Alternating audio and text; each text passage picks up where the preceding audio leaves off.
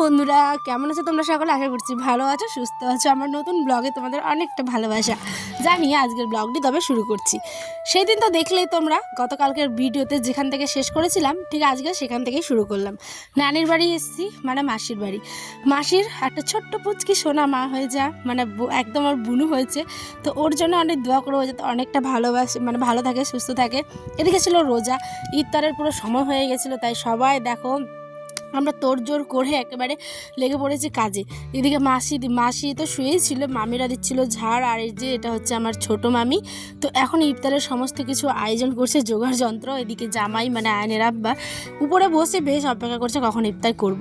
এদিকে আমার ছোট্ট আয়ানো দেখো বেগুনি তো না, ওটা ছিল কি যেন আলুর চপ, পেয়ে ভীষণ খুশি। এদিকে মামিকে বললাম একটুখানি মুড়ি মাখিয়ে দাও, কতদিন হলো তোমার হাতের মুড়ি খাওয়া হয় না, প্রায় 1.5 থেকে 2 বছর। এই মানে হাতের মাখাতে না একটা অন্য রকমের টেস্ট থাকে, যেটা মানে সবার কাছে থাকে না, ঠিক আছে? তো মামি আমার খুবই ভীষণ প্রিয়, আমার ছোটবেলা থেকেই আমি মানে মামিকে অনেকটা ভালোবাসি। মামি আমার কাছে বন্ধুর মতো। বলে দাও টাটা করে দাও, টাটা।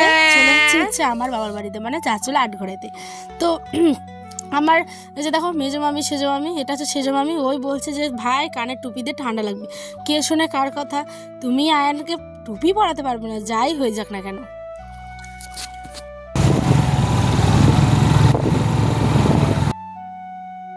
এরপরে চললাম হচ্ছে আমরা আমার বাবার বাড়িতে। এই যে নিজের যখন এই রাস্তাটাতে যাই, মনটা কেমন আনন্দে ভরে ওঠে, ধুকপুক করে যে এই বুঝি ঢুকলাম। পথ যেন মানে শেষ হতেই চায় না। তারপরে মনে দীর্ঘ মানে নিঃশ্বাস ফেলার পরেই বাড়িতে কিন্তু আলটিমেটলি পৌঁছে গেছি। এই যে দেখো আমার সেই ছোটবেলার বাগান সামনের দিকে। এই বাগানটা তোমাদের আমি সামনের আগামী দিনের যে ব্লগ সেখানে কিন্তু সেরকম আজ কথাগুলো আমি বলতে পারছি না ঠিক মতো, আমি জানি না কেন আমি অনেকটা হাঁপিয়ে গেছি।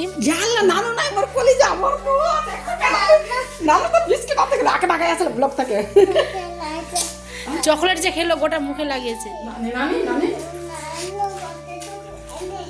ও নানু বিস্কিট আনতে গেছে ভাই তোর জন্য।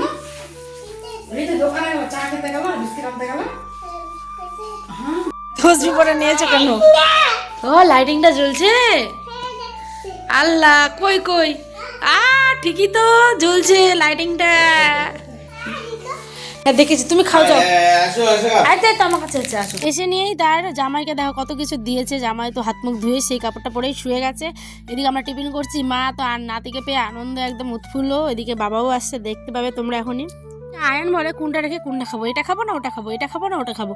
তো দেখো এখন বাজে 7:45 ঘড়ির কাটাই। মা এদিকে বসিয়েছিল রান্না, ইফতার সেরে যেহেতু মা একদম এক কড়াই ভর্তি বসে দিয়েছে মাংস, আর কি কি হয় তোমরা দেখতেই পাবে, ঠিক আছে? এই ব্লগগুলো না আজকে একটু ছোট্ট ব্লগ দিয়েছে, একদম 5 মিনিটের, বেশি বড় দিনই। তারপরে দেখো এই যে আমি একটুখানি জয়েন হলাম, মা একা কাজ করছে এটা কি হয়, আমিও একটুখানি হেল্প করে দিলাম।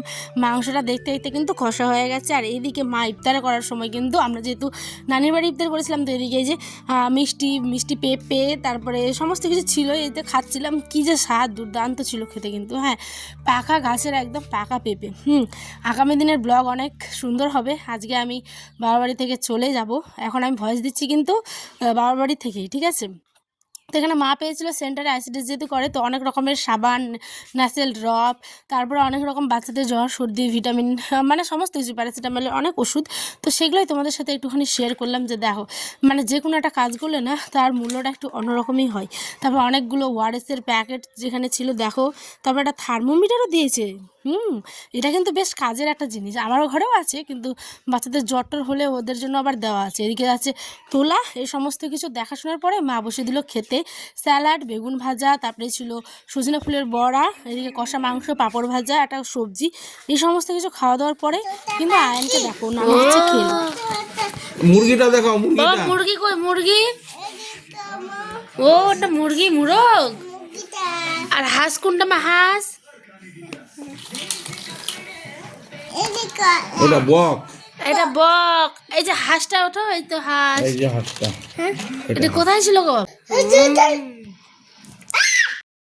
এটা তার পরের দিনের মানে সকালবেলা আর কি। তো সকালবেলায় তো আয়ানোর বাবার সাথে উঠে নানুর ছাদ বাগান দেখছে, সবজি কী কী লাগানো হয়েছে, কী কী গাছ লাগানো হয়েছে সমস্ত কিছু আর দেখছে। আর কি বলছে দেখো। তুই কোথায়, কার বাড়ি এসছো? আরে নানার বাড়ি। আর তোমার কার বাড়ি? তো গতকালকে আমরা এসেছিলাম একদম হঠাৎই, তোমরা তো আজকের ব্লগে সেটা দেখতেই পাবে, ঠিক আছে। তো এই যে দেখো হায়নার বাবা, কেন ওখানে তো বন্ধ করার মতো জায়গা ছিল, বন্ধ করছে না কেন জলটা? এই যে দেখো অটোমেটিক জলটা চলে যাচ্ছে, এটা কি বন্ধ করা? ওটা আছে তাহলে ওটাকে খুলে রেখে চলে। আমার কাকু যেহেতু বাড়ির বাইরে থাকে, তো হয়তো কোনো কারণবশত ভুলে খোলা রেখে চলে গেছে টেপ কলটা, তো সেই কারণেই আর কি কেউ গিয়ে যে বন্ধ করবো তার উপায় নেই। চারিদিকে বেড়াতে আবার তালা দেওয়া, কি করে যাব? এতগুলো জল চোখের সামনে নষ্ট হচ্ছে, কিন্তু কিছু করতে পারলাম না। এর থেকে খারাপ দুঃখ মানে কিছু বলার নেই। আমাদের পুরো গাছের এগুলো তো ভুয়া নেই তো, শুয়োপোকা ছিল যে আবার মনটা হচ্ছে খালি পায়ে এসেছি আমি তো আবার। তো আমাদের ভিটা থেকে মা, হ্যাঁ এটাও পাতাবাহার একটা গাছ। এটা হচ্ছে কোন যে ফুল, এটা সাদা সাদা হয়, নাম আমি জানি না ফুলটার। বন্ধুরা আজকে এখানে ব্লগটা শেষ করছি, জানি না কতটা তোমাদের ভালো লাগলো। এর থেকেও ভালো ব্লগ কিন্তু অবশ্যই আগামী দিন পাবে। আজ আসি, আল্লাহ হাফেজ, সকালে ভালো থেকো, সুস্থ থেকো। আর এই ফুলটা কমেন্টে জানিও কিনা।